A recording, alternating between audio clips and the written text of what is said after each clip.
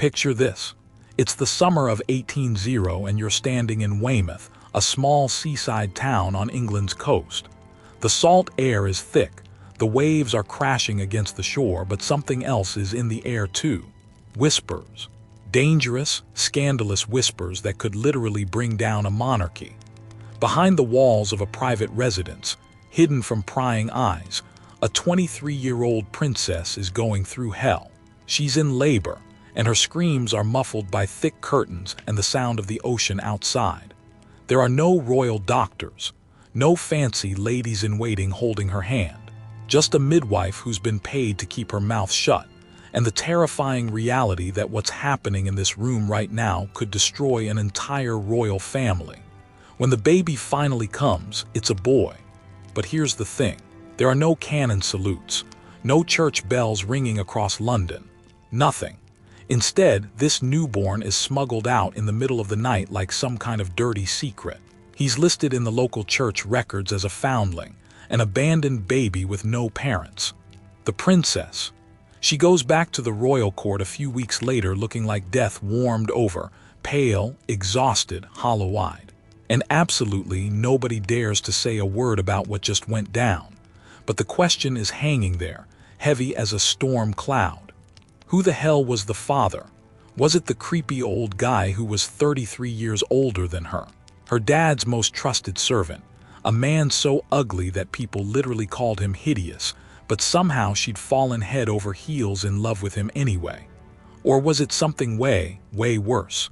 Was it her own brother? A man so evil, so twisted, that even his own family was scared of him. A guy who'd been accused of rape more than once.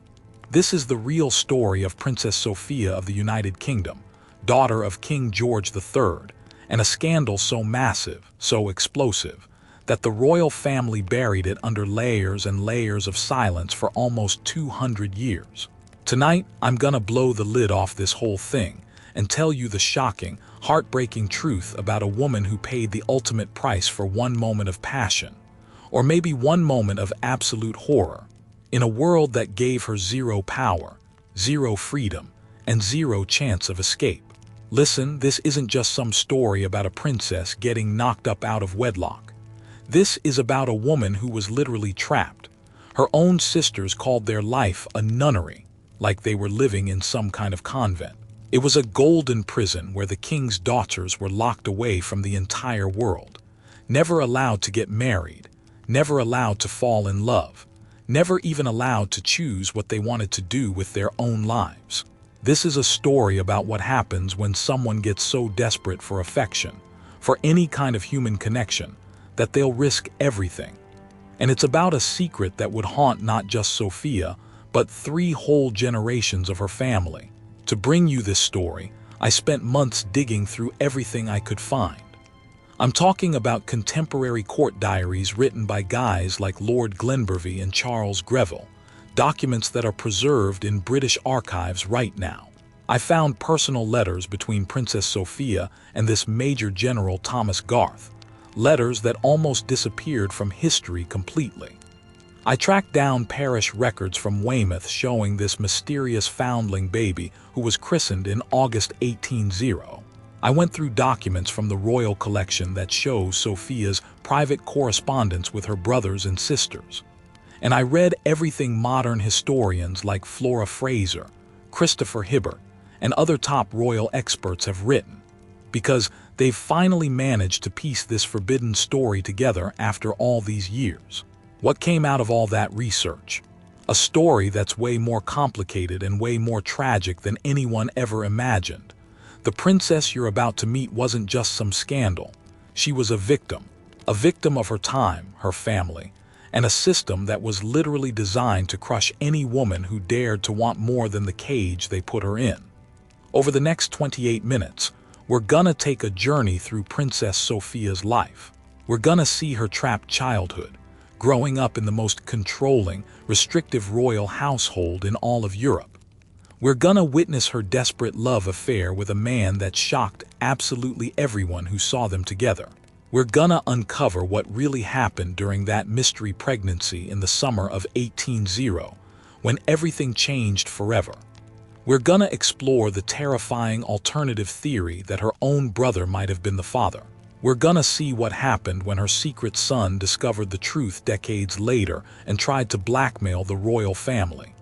And we're gonna witness her final years, when she was blind, elderly, and completely robbed of everything she had. By the time we're done, you're gonna understand why Princess Sophia's story is genuinely one of the most heartbreaking tales in the entire history of royalty. You'll see the Georgian court in a totally different light. And trust me, you will never look at King George III's family the same way ever again. Before we dive in, real quick, if you love deep dives into royal scandals and the hidden stories that history tried to erase, hit that subscribe button. We drop new videos twice a week. And leave a comment down below telling me, have you ever even heard of Princess Sophia before today? What's the most shocking royal scandal you know about? Your likes genuinely help us keep digging up these forgotten stories. Alright, now let's rewind to November 3rd, 1777, when a baby girl came into the world who would end up at the center of Britain's most hushed-up royal scandal. November 3rd, 1777. Buckingham House in London. Queen Charlotte went into labor and delivered her 12th child in exactly 15 minutes. Yeah, you heard that right. 15 minutes. The baby girl who came into the world that day was named Princess Sophia Matilda, and she had absolutely no clue that she'd just been born into a prison. Sure, it was a palace, but make no mistake, it was a prison. The bars were made of rules and protocol. The guards were her own parents.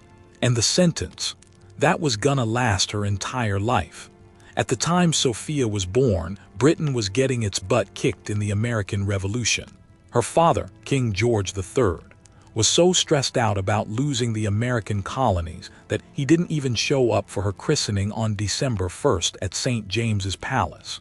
But Parliament still gave her the standard royal allowance, £6,000 a year, which sounds like a lot until you realize it came with a catch. She'd only get that money when she got married or when her dad died, whichever came first.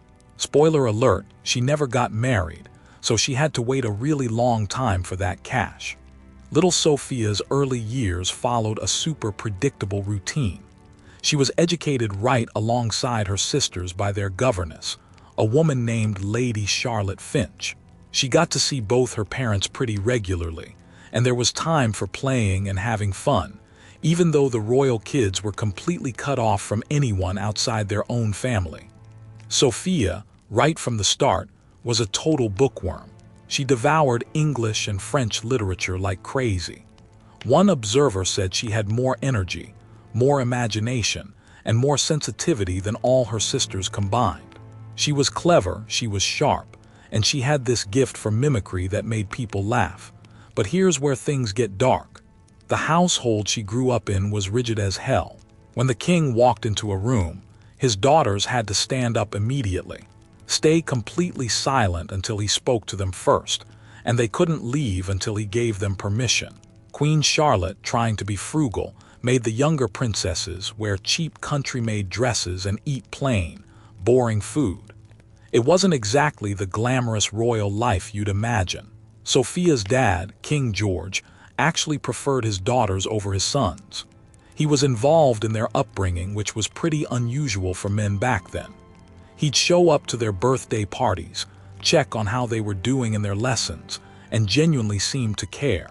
A family friend once said, "I never saw more lovely children or a more pleasing sight than the king's fondness for them." But their mother, Queen Charlotte, was a different story. She ruled with an iron fist.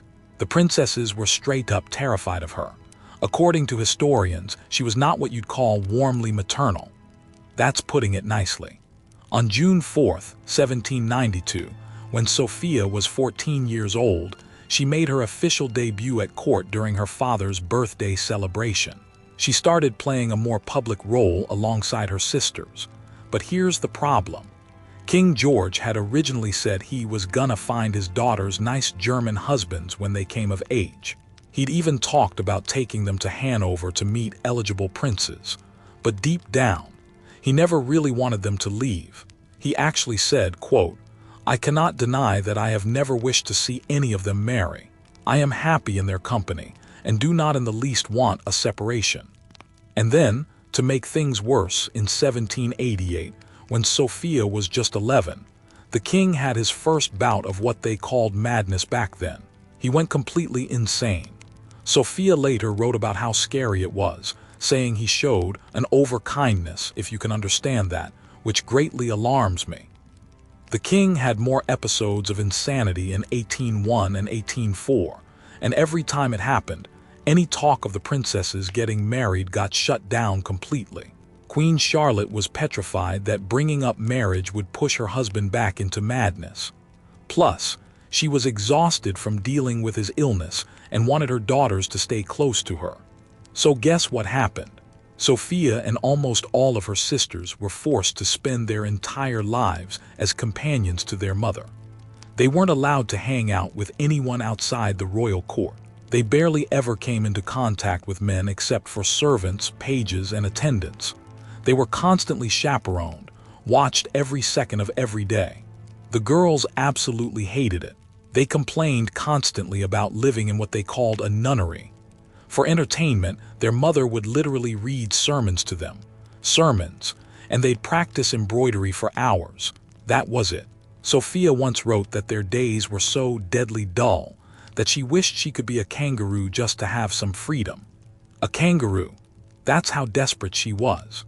Out of all King George's daughters, only the oldest one, the Princess Royal named Charlotte, managed to get married while she was still relatively young.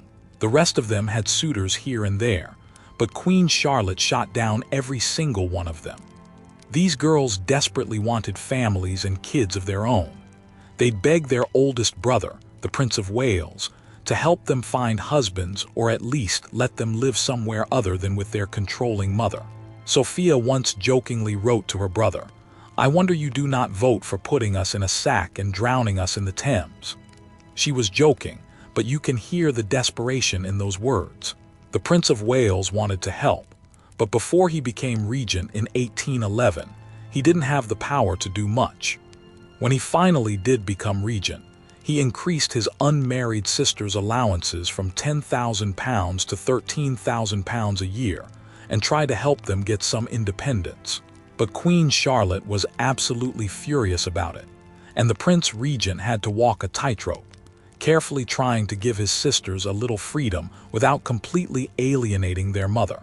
Now, because these princesses had such limited exposure to eligible men, several of them ended up having relationships with courtiers and servants, men who worked for their father. And that's where Sophia's story takes a really dark turn. Sophia got involved with her father's chief equerry, a guy named Major General Thomas Garth. This dude was 33 years older than her. Let me say that again, 33 years. He was old enough to be her grandfather. And on top of that, he wasn't exactly easy on the eyes. He had this huge purple birthmark covering his face, which led Sophia's sister Mary to call him the Purple Light of Love. The courtier and diarist Charles Greville straight up called him a hideous old devil. But here's the thing. Despite all that, Sophia fell madly, desperately in love with this guy. One lady-in-waiting who watched them together wrote, "The princess was so violently in love with him that everyone saw it. She could not contain herself in his presence. She was completely head over heels." Charles Greville wrote about Sophia and her sister's relationships in his diary, saying that women fall in love with anything when they're locked up the way these princesses were. He said their passions were boiling over, and they were ready to fall into the hands of the first man who could get close to them. Which, when you think about it, is pretty damn sad. These were intelligent, passionate women who'd been so isolated from the world that they were vulnerable to literally anyone who showed them attention. By 1798, Sophia was having a full-blown affair with Thomas Garth. They were using his niece, a woman named Frances Garth who worked in the household of Sophia's sister-in-law Caroline, as a go-between to pass messages back and forth. The whole thing was risky as hell, but Sophia didn't care. For the first time in her life, she felt like someone actually wanted her, not as a princess, not as a political pawn, but as a woman. And then, in the summer of 1800, everything went sideways. Rumors started flying around court that Sophia was pregnant. And here's where things get really interesting. Some historians are convinced these rumors were absolutely true. The story goes like this. Sophia gave birth to a son that summer while she was supposedly staying at Weymouth to recover from something called dropsy, which is basically severe swelling. But dropsy was just the cover story. The real reason she was in Weymouth was to have the baby away from prying eyes in London. On August 11, 1800, a baby boy was christened at the parish church in Weymouth. He was listed as a foundling, which means an abandoned baby with unknown parents. The kid was given to a local tailor and his wife, Samuel and Charlotte Sharland, who officially adopted him. Based on all the accounts, it sounds like Sophia didn't even realize she was pregnant until she was pretty far along. Her life was so sheltered, so controlled, that she probably had no clue what was happening to her body until it was too late. When she figured it out, her family made hasty arrangements to get her out of London before anyone noticed. Now, who was the father? That's the million-dollar question. The obvious answer is Thomas Garth. He was the one she'd been having the affair with. The baby would have been conceived in the fall of 1799, right around the time when both Sophia and Garth were living at Windsor Castle. Everybody at court knew about their relationship. Even Sophia's mother, Queen Charlotte, knew. The only person who apparently didn't know was King George himself. In 1804, Garth officially adopted the boy and gave him his last name, calling him Thomas Garth Jr., or Tommy for short. That was considered the honorable thing to do, even though nobody could ever officially acknowledge what was really going on. For Sophia, having an illegitimate kid meant her life was basically over. She could never get married now. She could never have legitimate children. A marriage to Thomas Garth himself was totally out of the question because of the difference in their social status. So she was stuck, forever trapped in that nunnery with her mother and sisters, but now with this terrible secret hanging over her head. But wait, it gets worse, way worse. There was another rumor circulating, and this one is genuinely horrifying.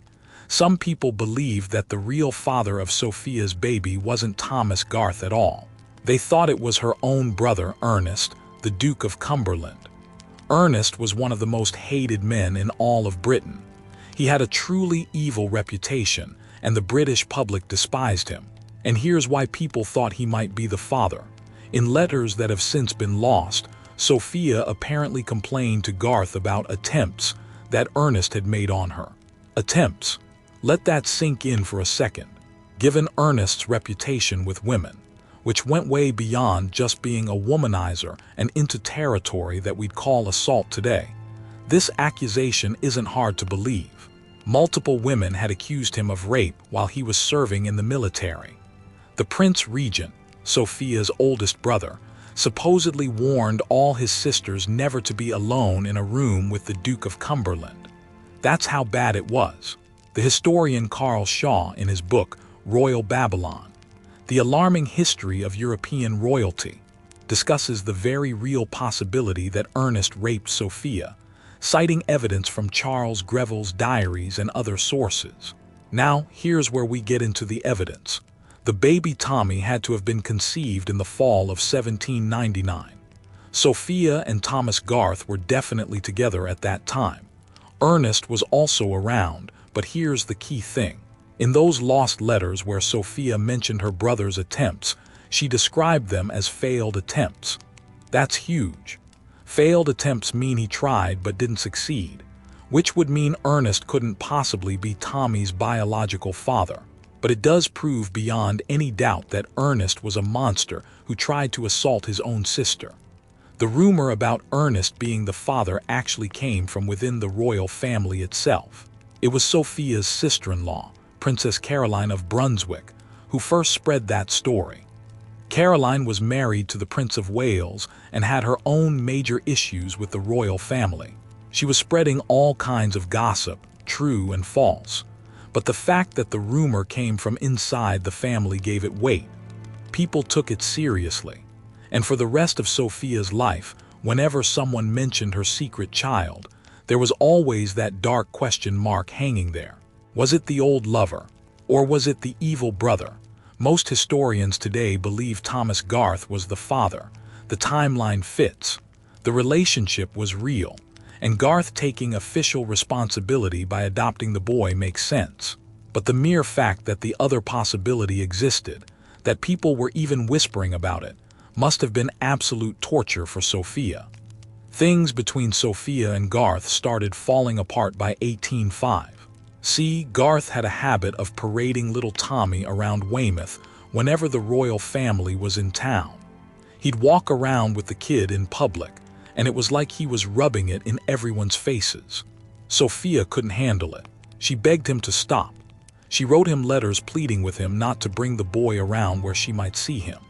In one heartbreaking letter, she said, "All my entreaties proved very useless, and I merely received a cold answer, that it was very selfish, and that I could not pretend my affection, as I never had expressed a desire of even seeing what God knows was out of my power. This wounded me beyond measure, for my conduct has shown but too plainly that I am not selfish. And I own to you that what hurt me more was the indelicacy this year of knowing it so near me, and I could never go through the town without the dread of meeting what would have half killed me, had I met it." Reading that letter, you can feel her pain. She's defending herself, saying she's not being selfish, she's not heartless, but she physically cannot see this child. It would destroy her. The fact that Garth didn't understand that or didn't care broke something between them. The relationship ended not long after. Sophia apparently fell in love again a few years later with some unnamed English gentleman. We don't know who he was because his identity has been lost to history, but it seems like she actually had a chance at making an honorable marriage this time. A real marriage. But here's the tragic part. Sophia wouldn't marry him without telling him about her past, about the baby, about everything. And she couldn't bring herself to do it. She couldn't handle the shame, the potential rejection. Maybe there were other factors too, like his lower social status, but whatever the reasons, the opportunity slipped away. She never got another chance. Queen Charlotte died in 1818, and that's when Sophia technically became free to live however she wanted. But by then, she was 40 years old, which was considered way too old to get married by the standards of that time. Plus, the persistent rumors about her and Garth and the secret baby would have completely destroyed any attempts at a royal marriage. And Garth himself was never considered important enough to offer for her hand officially. On top of all that, people believed Sophia was too sheltered, too naive, too emotionally fragile to manage her own household or her own money. So Sophia spent her later years living at Kensington Palace, right next door to her niece, Princess Victoria of Kent, who would eventually become Queen Victoria. As a result, Sophia was one of the few relatives from her father's side that young Victoria saw regularly. But their relationship wasn't particularly close. Why? Because Sophia fell under the influence of a truly awful man named Sir John Conroy. Conroy was Victoria's controller, which is basically like a household manager, and he was a manipulative, greedy con artist. He wormed his way into controlling the Duchess of Kent, Victoria's mother, and he did the same thing to Sophia. Sophia let him manage her money, and she became part of the Duchess of Kent's social circle. In return, she'd spy for Conroy when he wasn't at Kensington Palace. She'd report back to him about what she heard at St. James's Palace, using her access to courtiers and her two older brothers to feed him information. Young Victoria knew her aunt was a spy, and that's why they never became close. Victoria didn't trust her. Why did Sophia do it? Why did she let Conroy control her like that? Some people at the time gossiped that Conroy had successfully dealt with the bullying importunities of Sophia's illegitimate son, and she was grateful to him for that. Other historians think Conroy just straight up took advantage of Sophia. By her last years, she'd become dizzy, confused, nearly blind, and was mourning the loss of her looks and her youth. She was vulnerable, and Conroy exploited that. Here's how bad it got. This whole scandal came roaring back in 1828. Thomas Garth Sr., the old Major General, thought he was dying. He gave his son Tommy an iron box filled with letters and documents that proved Sophia was his mother. Turns out Garth recovered, but Tommy kept the box. And the following spring, when Tommy found himself drowning in debt, he contacted Princess Sophia and tried to blackmail her. He basically said, "Give me money or I'm going public with these letters."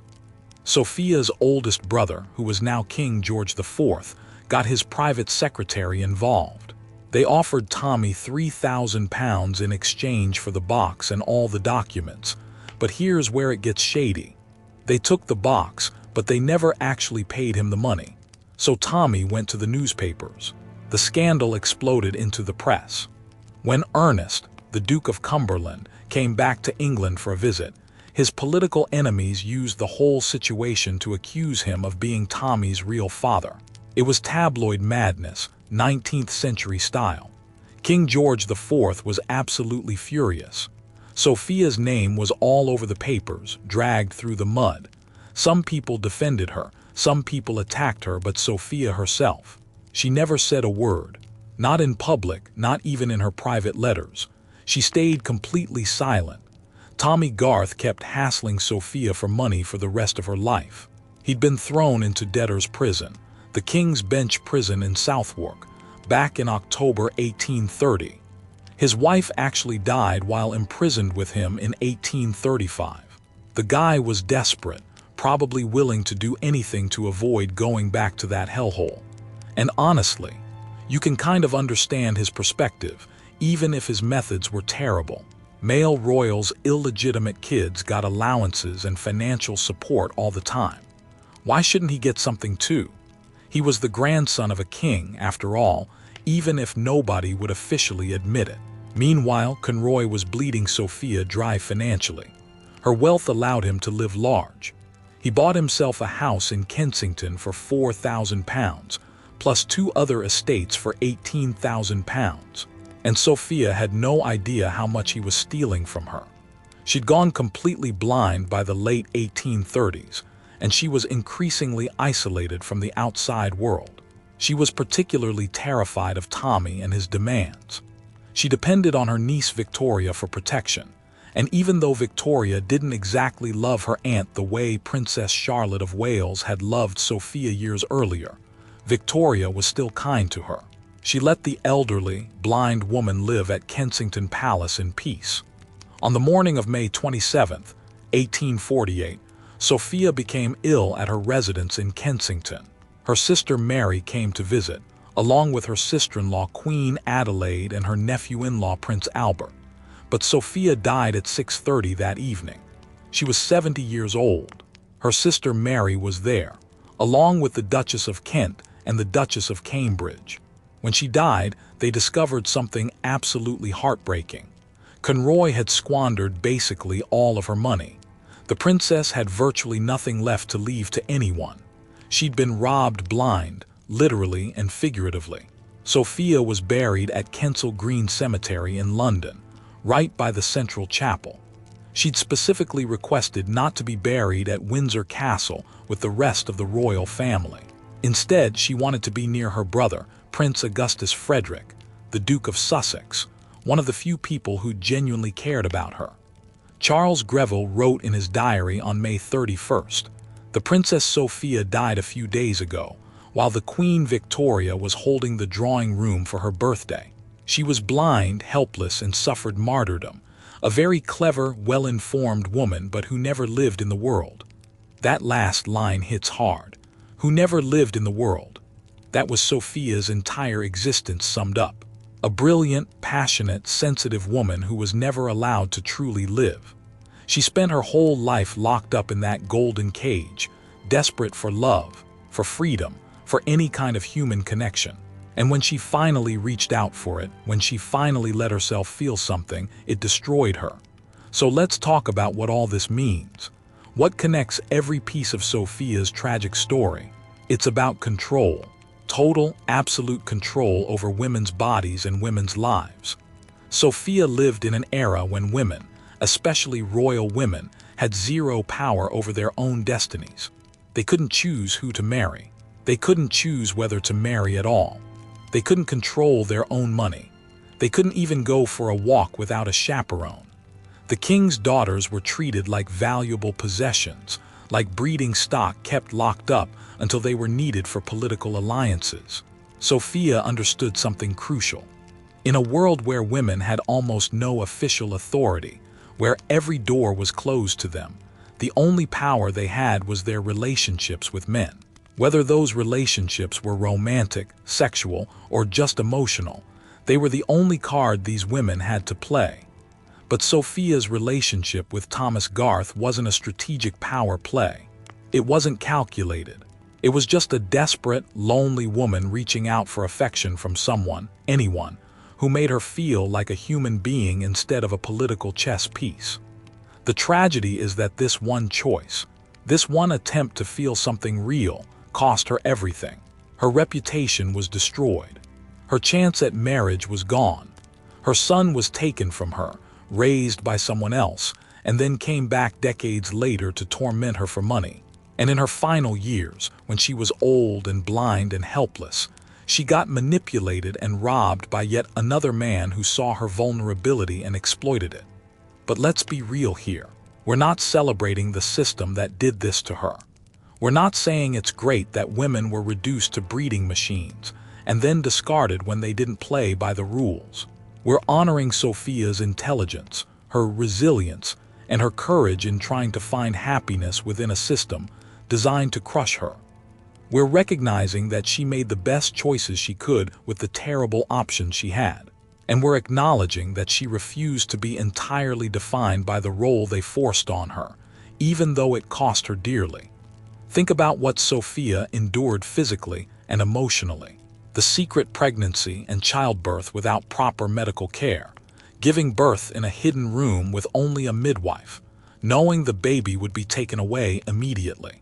The terror of keeping that secret for years, always afraid someone would find out. The heartbreak of never being able to acknowledge her own son. The humiliation when the scandal went public decades later. The horror of those rumors about her brother, knowing that people actually believed she might have been raped by him, and not being able to defend herself because doing so would mean admitting the baby existed in the first place. And on top of all that, the possibility that she actually was assaulted by Ernest, even if it didn't result in the pregnancy. Those letters mentioning his attempts on her suggest something truly awful happened, or at least was attempted. Sophia lived with that trauma her entire life, in a time when nobody talked about things like that, when women had no recourse, no way to report abuse, especially when the abuser was a prince. She also lived through the pain of her relationship with Garth falling apart. She genuinely loved him, ugly birthmark and all, and he'd made her feel wanted. But then he betrayed that trust by parading their son around publicly, putting her in an impossible position. She couldn't see the child without exposing the secret. She couldn't acknowledge him without destroying what little reputation she had left. And Garth either didn't understand or didn't care how much that hurt her. Why should we care about a princess who died over 170 years ago? Why does Sophia's story matter today? Because understanding her story changes how we see history. Behind every throne, every dynasty, every political alliance, there's a woman who sacrificed her body, her freedom, her happiness to make it possible.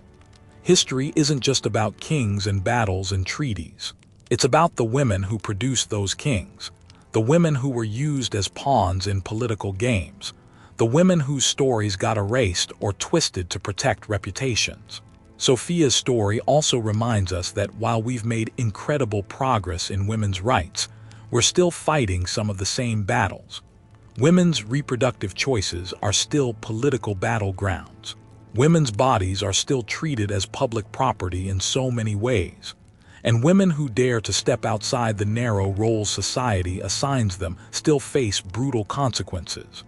The specifics have changed, but the underlying patterns, they're still there. Beyond all the political and social analysis, Sophia's story is fundamentally a human story. It's about loneliness. It's about the desperate need for love and connection. It's about what happens when someone is denied the basic human right to make their own choices. It's about resilience in the face of impossible circumstances. And it's about how secrets and shame can poison lives across multiple generations. Remember that image from the beginning. That royal bedchamber in Weymouth, the smell of blood and salt air, the muffled screams, the terrified knowledge that what's happening could destroy everything. Now you understand that moment wasn't just about physical suffering, though God knows there was plenty of that. It was about a woman at the absolute lowest point of her life, paying the price for daring to want something for herself in a world that told her she had no right to want anything at all. Princess Sophia wasn't a victim in the sense of being weak or passive. She made choices. She took risks. She fell in love. She tried to grab hold of some happiness in a life that offered her almost none. And yeah, those choices had consequences. Brutal, life-destroying consequences. But she survived. She lived another 48 years after that secret birth, and she never once publicly admitted what had happened. She maintained her dignity, even when the newspapers were tearing her apart, even when her own son was trying to blackmail her, even when cruel gossips were whispering that she'd been raped by her own brother. Sophia lived in an era when women's bodies weren't their own, when pregnancy could mean death, when maternal mortality was so high that every birth was literally gambling with your life, when producing heirs was the only value society placed on women, but having a child outside of marriage could destroy you completely, when the same act that made men proud fathers made women social pariahs. Yet she endured. She found ways to survive in a system designed to destroy anyone who didn't conform perfectly. And even though she paid a terrible price, even though she ended her life blind, broke, and betrayed, she never stopped being who she was. A clever, passionate, well-informed woman who deserved so much better than the hand she was dealt. In the end, Sophia proved something important. She proved that even in the most restrictive, oppressive circumstances, women find ways to assert their humanity. They make choices, even when all the choices are bad. They seek love, even when love is forbidden. They survive, even when survival seems impossible. Her story is a testament to the strength it takes just to exist as a woman in a world that doesn't want you to have power, agency, or freedom. The question of who fathered Sophia's son, honestly, we'll probably never know for sure. The documents that could have told us definitively are lost. The people involved are long dead. But maybe that's not actually the most important part of the story. What matters more is understanding what Sophia went through, why she made the choices she did, and what her life tells us about the treatment of women in her time and, uncomfortably, in our own. If this deep dive into one of history's most tragic princesses moved you, hit that like button and share this video. Comment below and tell me, what part of Sophia's story shocked you the most? What other forgotten royal women should I cover next? And subscribe for more untold stories of the women who shaped history from the shadows. Thanks for joining me on this journey back in time. Until next time, remember that behind every crown, there's an untold story, and the women behind the thrones were often stronger than the men sitting on them.